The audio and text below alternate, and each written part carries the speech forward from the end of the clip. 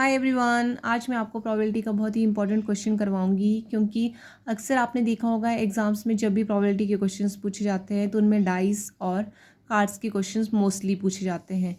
तो देखिए, डाइस के क्वेश्चन जब भी आता है तो सिंगल डाइस का क्वेश्चन तो बच्चे इजीली कर लेते हैं, लेकिन अगर टू डाइस की बात हो कि टू डाइस को एक साथ थ्रो किया जाए तो उनकी प्रोबेबिलिटी क्या होती है, तो बच्चे कन्फ्यूज़ हो जाते हैं। तो देखिए, यहाँ क्वेश्चन मैंने यही लिया है, a pair of dice rolled then, जब टू डाइस को एक साथ रोल किया जाएगा तो what is the probability of getting sum of 8।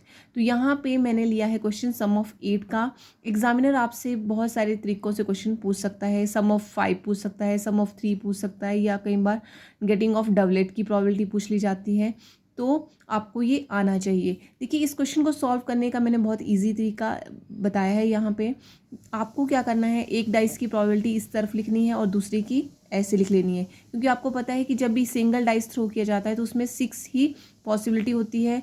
और तो मैंने दोनों की अलग अलग, एक को हॉरिजेंटल वे में लिख दिया है और दूसरे को वर्टिकली वे।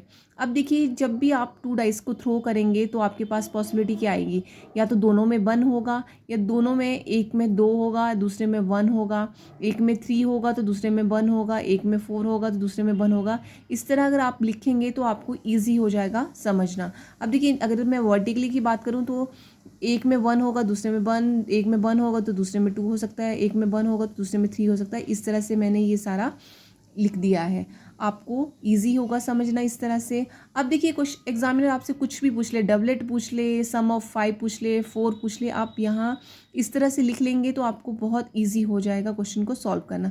अब देखिए, जो टोटल आउटकम्स हैं आपकी दोनों, जब आप दोनों डाइस को थ्रो करोगे एक साथ, तो दोनों की जो टोटल आउटकम्स होंगी वो कितनी आएंगी। देखिए, यहाँ पे 6 है और ये टोटल यहाँ पे, तो देखिए टोटल हो गई आपके पास 36। ठीक है, तो जो टोटल आउटकम्स हैं वो कितनी हो गई, total outcomes of two dice, तो देखिए ये हो गई 36। अब ये तो हमें पता है। अब जब भी प्रोबेबिलिटी निकाली जाती है तो कैसे निकालते हैं, प्रोबेबिलिटी ऑफ इवेंट, जो भी आप कर रहे हो। देखिए, यहाँ पे आप किसकी प्रोबेबिलिटी निकाल रहे हो, डाइस की। ठीक है, तो यहाँ पे प्रोबेबिलिटी क्या कैसे निकाली जाती है, फेवरेबल आउटकम्स और डिवाइडेड बाय टोटल।